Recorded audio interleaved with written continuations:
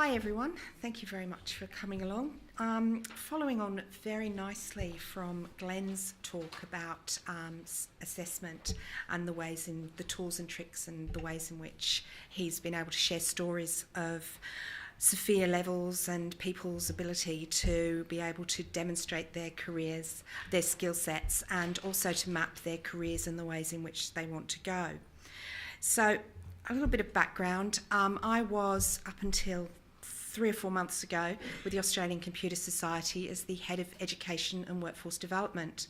And it was during that time that I very much became aware of the synergy between institutions, professional bodies, and also industry, and that we each have a role and indeed an obligation to ensure that our graduates going forward are work ready, and that a synergy between those different bodies can actually ensure that Australia meets and exceeds expectations in the digital age and maintains its relevance in the IT area. So the remit was to come over to ATMC, that is a private education provider, at the moment delivering as a preferred partner IT and business undergraduate and postgraduate courses for two Australian universities, but also with the premise that we're just about to get our higher education licence, and so we'll be building our own degrees.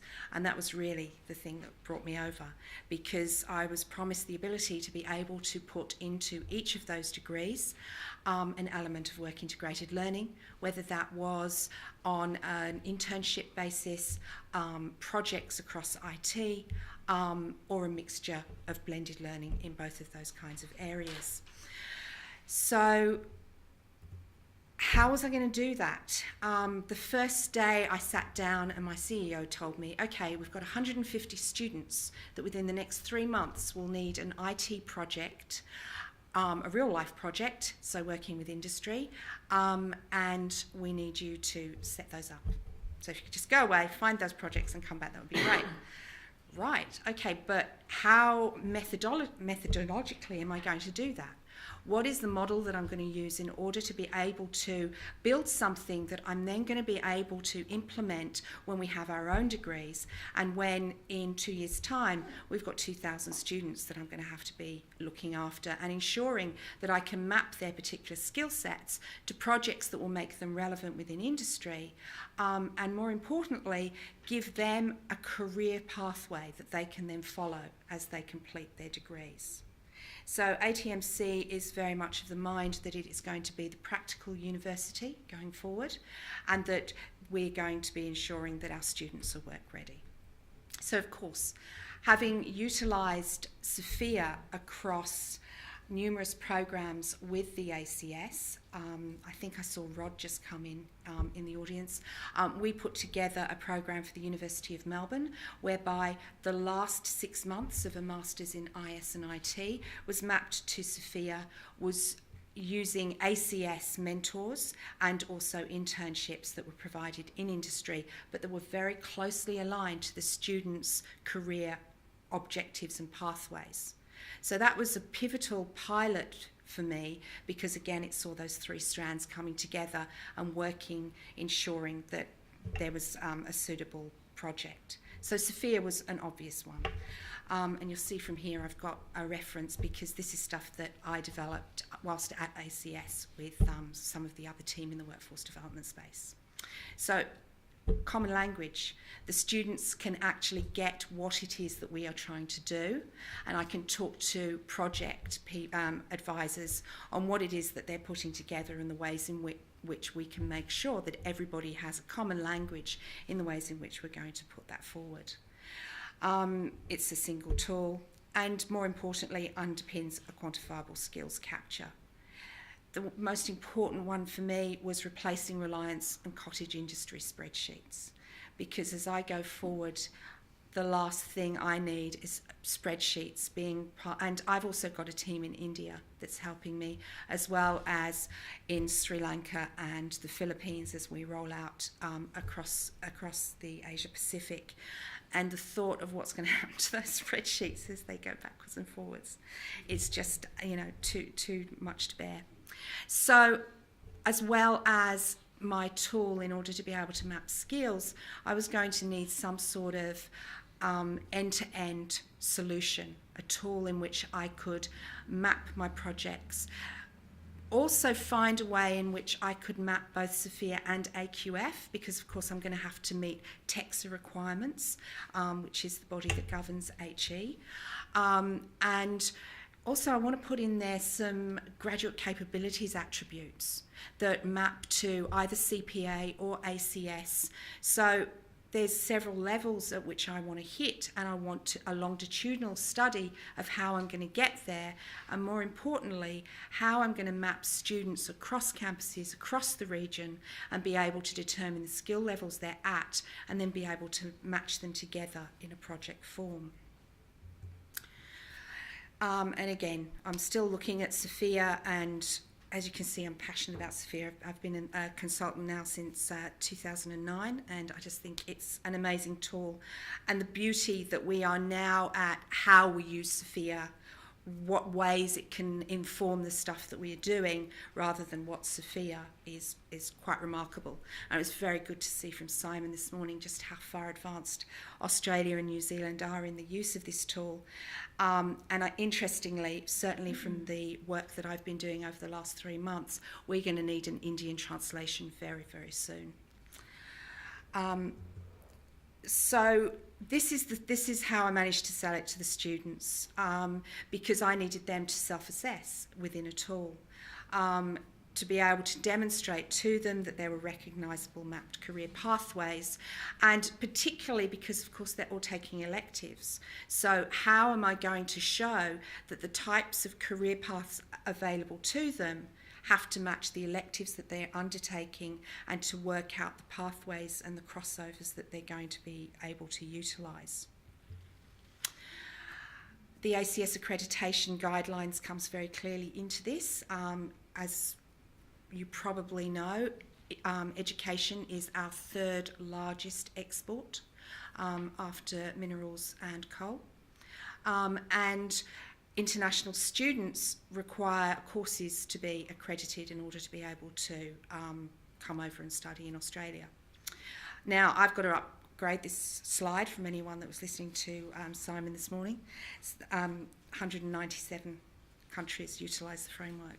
Oh, it was Matthew, wasn't it? Sorry, Matthew.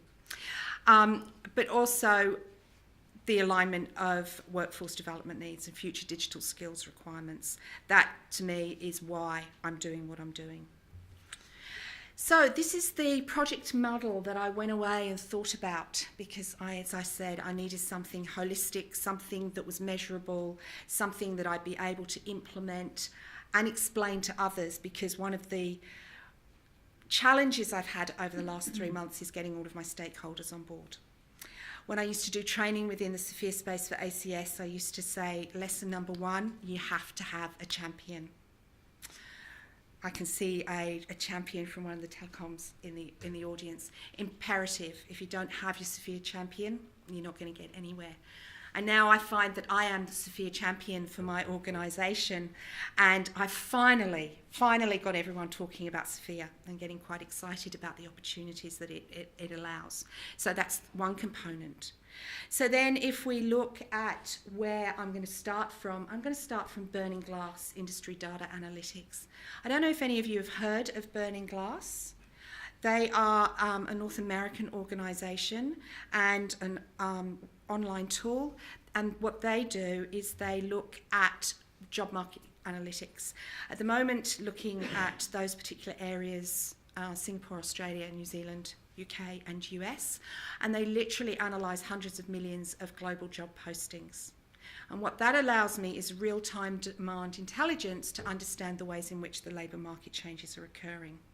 So consequently, one of the things that we're now doing is putting a Masters of Data Analytics together, because that is the way of the future.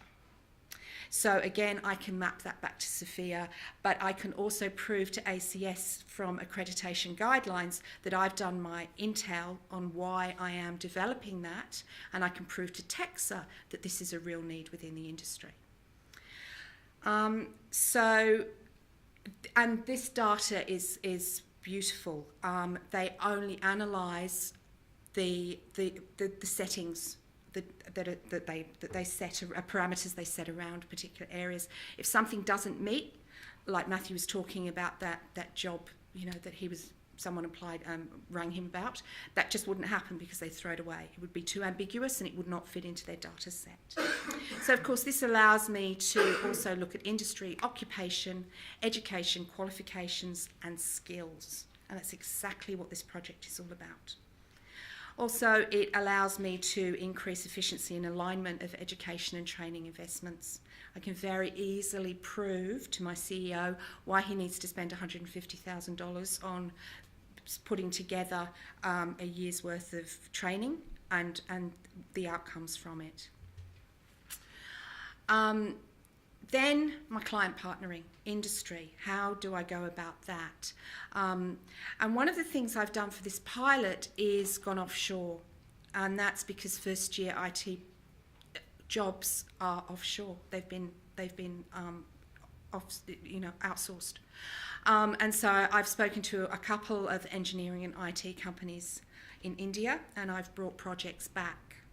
And there's been a huge investment in this because what now is happening is I actually have client supervisors here from those companies that meet with the students once a week to ensure that their prototype that is due within the next 2 weeks meets specs and requirements. And it's going back to some of the stuff Glenn was saying, the confidence levels I'm seeing being built in the students as a result of having real life projects for which they are responsible, that have been mapped to Sophia, they've been mapped, and the project outcomes have been mapped, and then the clients nurturing them along in that mentoring capacity that we were talking about, and that 70% label that was hit with Simon's talk is all coming together.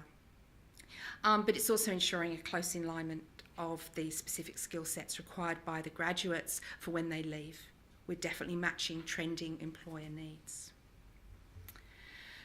So, got my projects. I've got 36 projects that I'm going to use across 3 campuses, across 4 different courses. And just to add to the mix, I find out 2 weeks before I'm about to go live that one of my courses actually is the last run of a previous iteration, and so I only need a project for 3 months for this particular course. However, all the others, and the assumption I've been working on, is that I'm going to have 2 semesters of project work. So now I've got to come up with a couple of projects that can be done in 12 weeks instead of 24 weeks. But that's okay. So we've got the projects and we then map them to Sophia. Now, I couldn't just map to Sophia, of course, because I had to go back to what the university had mapped to the courses to Sophia in order to get their ACS accreditation. And the course was mapped to 16 different Sophia skill sets. And that wasn't really going to work in a project context. So I went back and looked at the base skills that these students would require in order to be able to show capability across the program that they had just taken. And so brought it down to things like testing and programming. And now this is at the master's level here, the 3s and 4s. No, I'm good, thanks. At the master's level, purportedly you're going to come out with a Sophia level 5. But if we accept that Sophia is experiential, then is it possible, even with a real life project for 12 weeks, that you can come out operating at a level 5? I don't think so. And in fact, that's why ACS has set CP, Certified Professional, at after 2 or 3 years in industry. So I've mapped my projects, and I've given 3 to 4 identifiable skill sets to each of the particular projects outside of that. Hoping that, so now we've got the self-assessment of the students, but at the end of the second semester, we will have validation from the client supervisor, the lecturer, and the student self-assessment being aligned, so that we come out at the end with a verification that hopefully in 1 or 2 areas they're operating at a level 4. Oh, sorry, am I going the right way? So, project breakdown, 36 source projects mapped to Sophia for allocation across 3 campuses, which was 145 students broken down across undergraduate, postgraduate, and that postgraduate 1 semester project that, as I say, I found out about a couple of weeks ago. So then, how am I going to, as I say, if I get rid of this cottage industry spreadsheet, what am I going to do? How am I going to keep and maintain and map with an end-to-end source? So I went to Seera. And they were able, and I'm already on Sophia 6, by the way. All of my projects are mapped to Sophia 6, and that was done. We started on Sophia 5, and overnight they put me onto Sophia 6. So I love Seera. So I also wanted them to put AQF in there, because then I can, when people are writing stuff for me, I can make sure that the two are easily aligned. And it's such an easy web interface to be able to use. So I was able to, or we, the team, were able to standardise job descriptions for course industry placements. So this is what has been achieved to date for interns and graduates. Improve quality of candidates, because each student has been mapped and has been given a project leader, a business analyst, a software developer, dependent on the type of project. And we've been able to automate project organisational charts, and I'll show you that in a moment. So each student has been added as a resource, and as I've said, all the courses have been mapped to version 6, and students have been attached to their respective courses and listed under particular positions. So you can see here that I can see what course they're in, and I'm going to show you in a moment that I also can then go back, drill down and give an HR record. So they've got their own HR record, including a PD of the position overview, because each of these projects has a position description that is mapped to Sophia and that the students have taken ownership. And so then going forward, because the other challenge is that at the end of this semester, they're all going to take the summer off. And then they're going to come back and they're going to do their second semester. But everything, at least, will be ready to go. And anything they do over the summer in terms of development of their skills, I'm going to upload into the system and start to differentiate them in terms of the ways in which they're building their skill sets. So when they did their self-assessment, I didn't give them the 97 skill sets. Having been through enough workforce development workshops to know that even someone operating at a level 6 freaks out. They look at that chart and go, you know, and that's with me and others in the room for an hour, training them in how to be able to think about the ways in which they're going to self-assess. So students, English as a second language, 150 across 3 campuses. I did a few workshops to at least tell them what Sophia was about, but I did not have the time this time to be able to sit down and do workshops for each and every one of those groups. So instead, we loaded them into the system, and they got an email invitation to go in and to look at those 12 original Sophia skill sets that we'd identified, and then they chose, you know, whether they were operating at level 2, 3, 4 or 5. And that was a way of making sure that they weren't overwhelmed, and we actually got a 90% participation rate within about 36 hours. Any of you that work with students know that's huge. That's fantastic, because I tried another type, which was if you'd like to send me your CV and this kind of thing, and 3 weeks later I still had 18%, you know, commitment. So the kids really like this tool, they buy into it. They can see that there's some professionalism that is being granted to them. They can build their own capabilities. They can show themselves off, because later on they can then use this for LinkedIn profiles, and also they can send it off to prospective HR talent advisors, and to show what they've been doing. So these are the position descriptions that we came up with in terms of the ways in which, identifying what's going on. These will actually be more detailed because I've got a whole lot of data. Ellerina joined us on Monday, and she's learning about Sophia now so that she can handle the tool from here on in. So we've got a lot more data to go into the system. And then breaking it down into what competencies at what level are required in order to be able to do the job. And you can see that the show description, so you can hover across the button and it'll give you the different levels and the different descriptors. So we've got all of the projects in the system, and showing the functionality of the projects, and every project has got a position assigned to it, and now every position has a student assigned to it. Each project carries a summary of the project details together with the required Sophia level competencies, and you can see at the bottom there that you've got the org chart, and we can take that right up to the top level.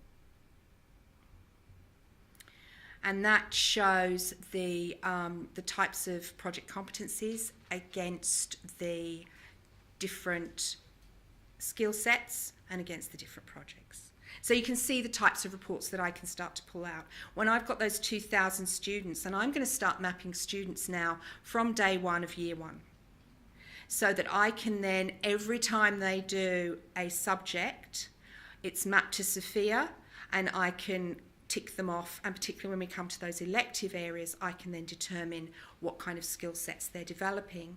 Even more importantly, I can, as we start to get known for internships and project development, I can get in touch with them when I get prospective clients and say, hey, I've got something come up, you seem to fit the bill, would you be interested in something over summer?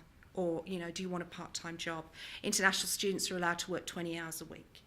As probably the majority of you know, they're either driving cabs or in 7-Elevens. Wouldn't it be fantastic if I can build up a portfolio of projects that says, hey guys, 20 hours a week you can be working with X and Y on this software system, on this program, on whatever, and actually have them adding value from the moment that they are practically capable. So the students completed their profile order to determine their suitability, and that meant that I was able, because of course I've also had to map this to the learning outcomes from each of the subjects. So it's great what I'm doing, but I have to also ensure that they meet all of the 100% requirement across the semester. So, luckily they had to do a tender bid in week 2, worth 8% of the course work. And once we got to this point, that's exactly what they did. They did a tender bid.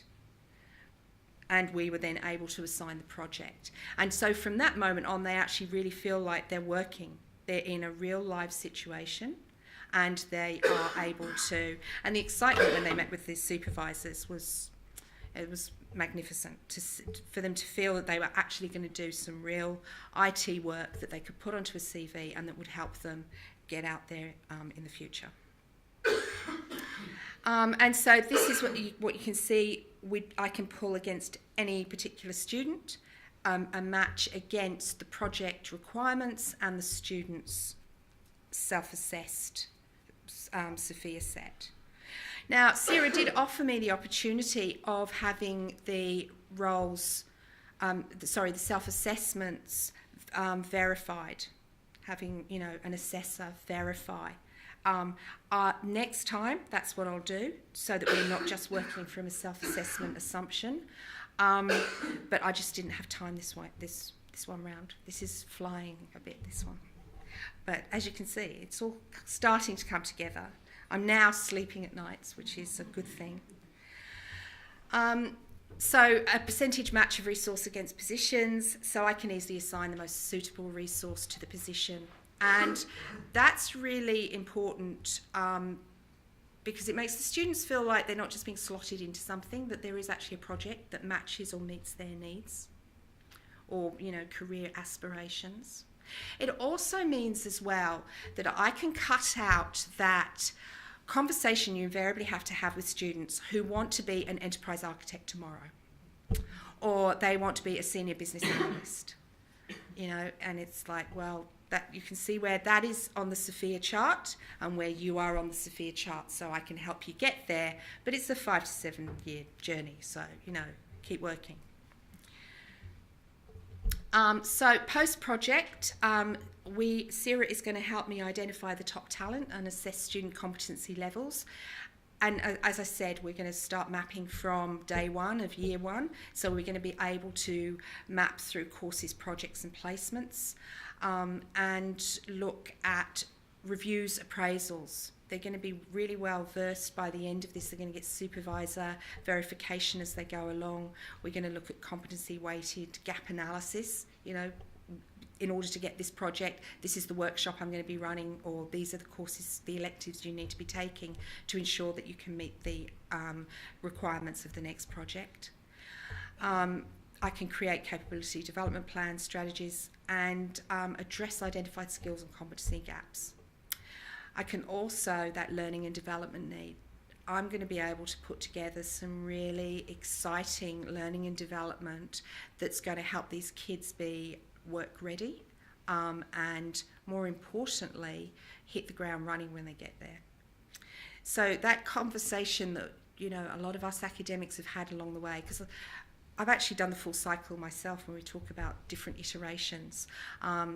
Senior lecturer at university, then, and, you know, content designer, then working with ACS in terms of developing programs and PD requirements, and learning and development needs, being able to hit those with a budget and coming in on budget is absolutely fantastic. And I can also pull reports to show where everybody's at and what they're doing across my campuses, because, as I say, in a year's time, I'm going to have 6 international campuses to deal with. And then I can start looking at mapping skill sets globally across projects. That's going to be good. So where are we now? Okay, we're in week 4 of the semester and we're 1/3 of the way into the project. So there's no chance, there's no opportunity for scope creep, you know, and that's the beauty of sitting down with the clients at the beginning and nutting it, because of course the students are so excited. They're going to do this and they're going to develop this and I'll give them this, and it's like, whoa, you've got 12 weeks. Maybe at the end of the project you might be able to take on those other areas you'd like to look at, and maybe you'll get paid for them because you've already proven what you can do here. So, but, you know, keeping it to a reasonable level of deliverable was one of the challenges. So we've had 2 client meetings with our Indian client. We do have some onshore ones, but because of the number that I needed in a quick time, it was easier to bring in offshore. And so sign off on project scope and agreed deliverables. Already identified that I need workshops in version control and quality assurance, because that's where they're weak, and so we'll be able to develop their skill sets around there. And student attendance remains stable at around 80 to 90%. You don't have to go to a lecture or a tutorial anymore. And because so much stuff's online, or, you know, you can download the slides and stuff, getting students to actually come in to campus can sometimes be a little tricky, particularly with them working 20 hours and, you know, jobs around the place. So to be able to consistently maintain that level, I'm looking in the next couple of years to get that up to, you know, 98%. Unless you've lost a leg, I want you in the room or within the project. The other thing we're doing to finish off that cycle is ACS student membership. And I'm currently talking to the membership team about the ways in which we can bring ACS CP-led workshops in-house. And there'll be a couple a year. in each of the campuses, led by ACSCP members, so that they can excite the students and show them where to and how to get to from there. Lessons learned so far.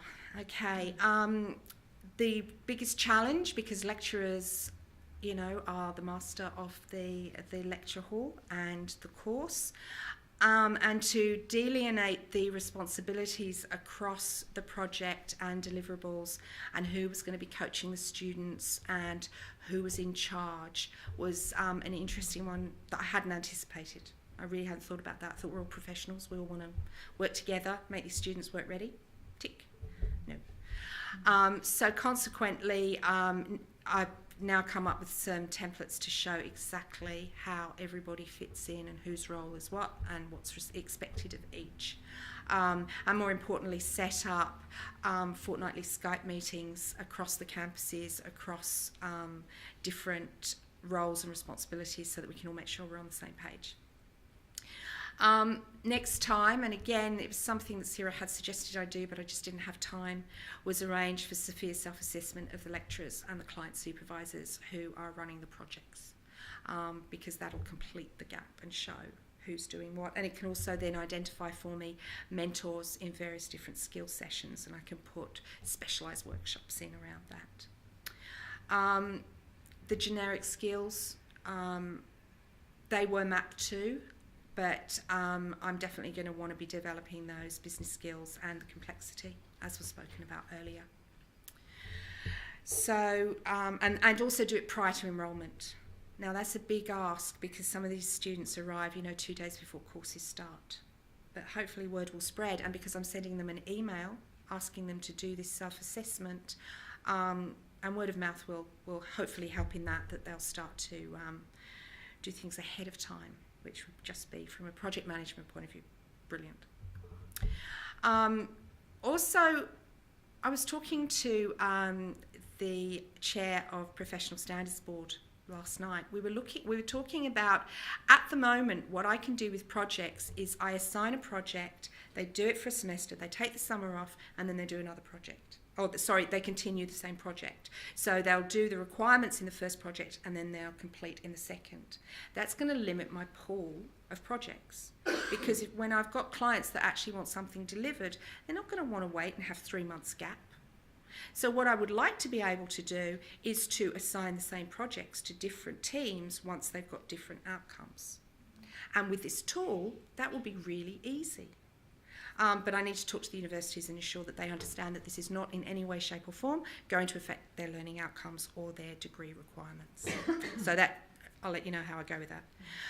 Also scope a broader range of projects across industries, because IT is ubiquitous, in order to develop those digital skill sets across Australian industry.